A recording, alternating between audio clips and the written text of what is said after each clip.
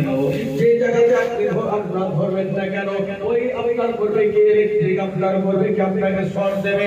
সুতরাং আপনি যদি পীরের হাতে হাত দিয়ে বাইক গ্রহণ করেন, তাহলে আল্লাহ রাব্বুল আলামিন বলতে আছে ওই হাতটা আমার থাকে। বলুন সুবহানাল্লাহ। কোন পীর আপনার কোন আউলিয়া কোন গাউস পয়গম্বরের থাকে না, বলতে ওই হাতটা আমার আল্লাহ পাকের থাকে। বলেন কিরকম ভাবে হয়? এবার আমরা কেউ পীর ধরে নিয়ে মনে করি সব কিছু ধরে নিয়েছি, কিছুই লাগবে না, সব অনেকে আছে এমন বান্দা পীরের হাতে হাত দিয়েছি মানে ওকে আর কিছু করতে হবে না। ও কইল কি নামাজ রোজা যাই দেখলে পুরা করবে, 24 ঘন্টা চলছি নামাজ চলছি, এমন লোক আছে।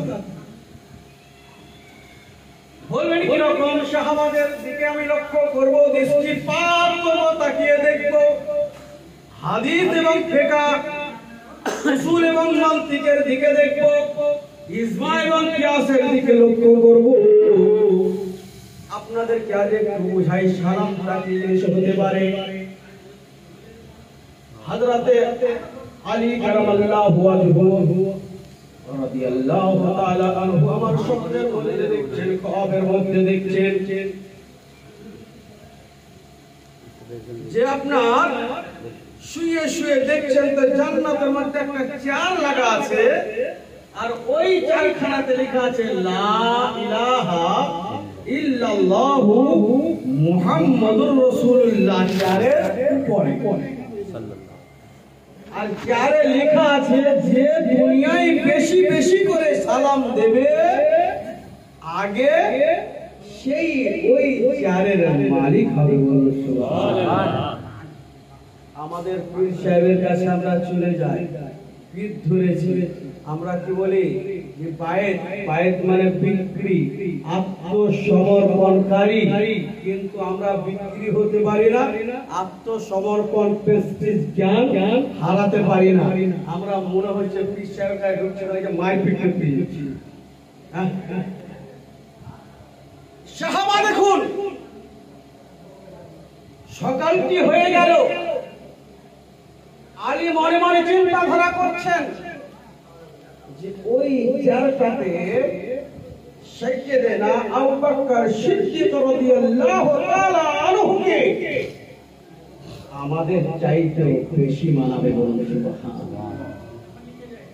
মনে মনে চিন্তা করতে আরম্ভ করলেন, আজ আমি তো প্রতিদিন আমি আবু বকর সিদ্দিককে সালাম দিই, খলিফায়ে আযমকে আমি করি কি সালাম দিই, তবে আজকে যদি দেখা হয় রাস্তার মধ্যে সালাম দেব না, যদি উনি আগে আমাকে সালাম দেন ওই চেয়ারের মালিক হয়ে যাবেন আমার খলিফায়ে আযম। একটা পথ ধরে আপনার দুইজনে একদিকে আসছেন আর একদিকে চলে যাচ্ছেন, দুইজন ক্রসিং করছেন, কিন্তু ক্রসিং এ আবু বকর সালাম, আবু বকর সিদ্দিক সালাম দিলেন না, এবং এখানে আপনার করলেন কি আলীও সালাম দিলেন না। চলে গেলেন, আবু বকর সিদ্দিকের চোখের পানি ঝরঝর করে পড়তে আরম্ভ করলো। হযরতে আবু বকর সিদ্দিক গুটি গুটি পায়ে চলতে আরম্ভ করলেন। নবী মুস্তাফার পাক দরবারে আবু বকর সিদ্দিক মনে হচ্ছে কোন একটা আসামি খাড়া হয়ে আছে, কোন একটা হয়তো কোন একটা বিশাল কিছু অপরাধ করে সেই অপরাধের অপরাধী দাঁড়িয়ে আছে আবু বকর সিদ্দিক। নবী হযরতে আবু বকর সিদ্দিকের চোখের পানি ঝরঝর করে মতির মতো পড়তে আরম্ভ করে দিয়েছে।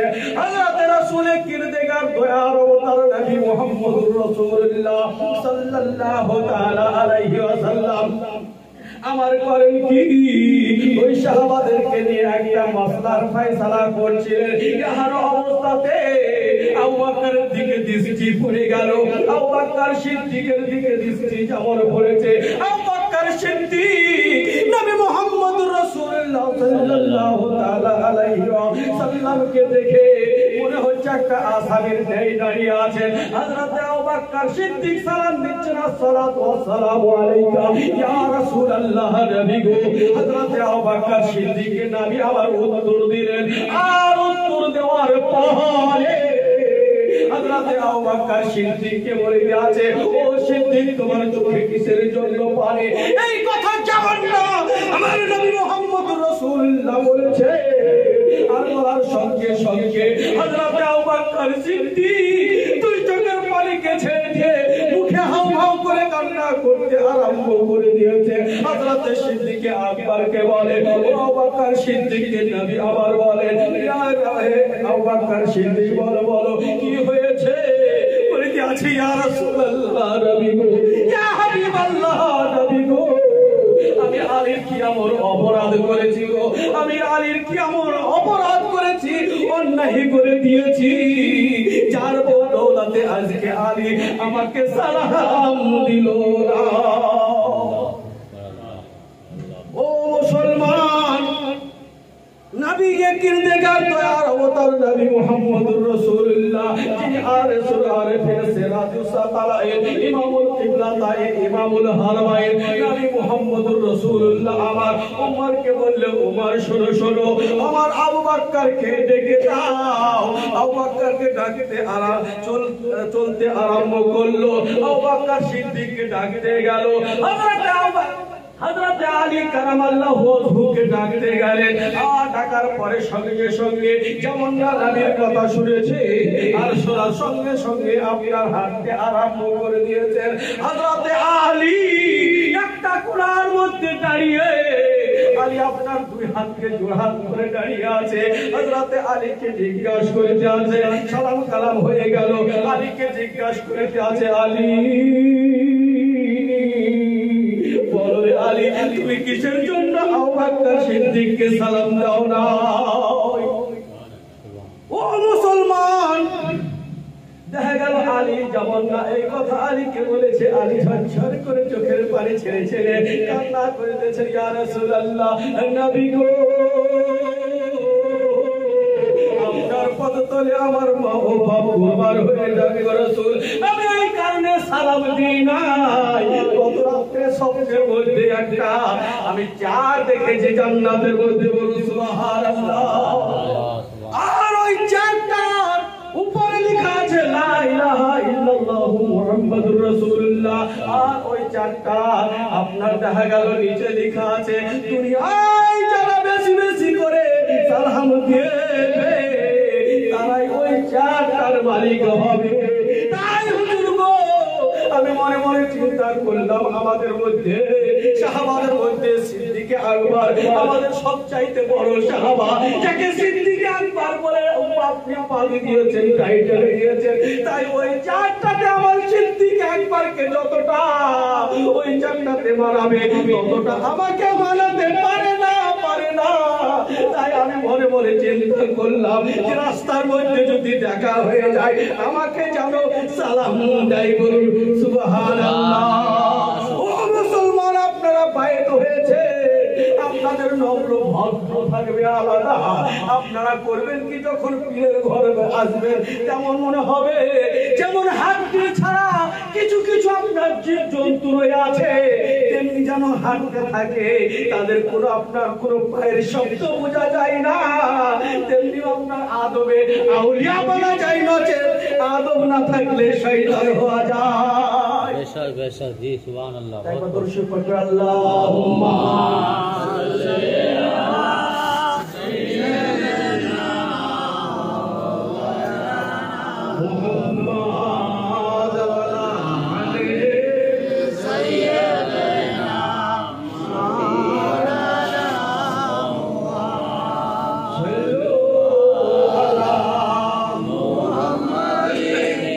সাল্লাল্লাহু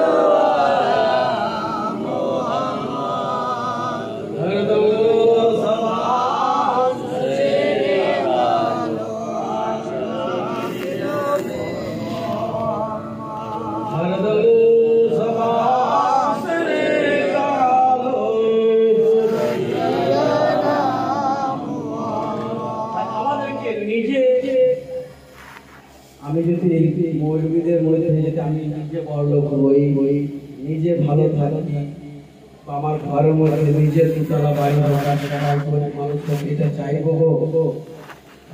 চাইবো না? সবাই যদি গ্রামের ভালো থাকে তাহলে আমি ভালো, জি প্রত্যেকটা মুসলমান যদি ভালো থাকে আমিও ভালো, আর যদি সবাই খারাপ থাকে আমি ভালো হবো?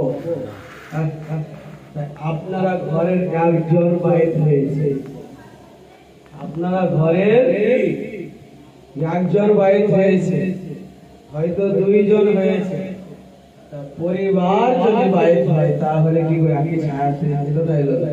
জি জি বেশক সবার ভালোটাই ভালো। ভালো।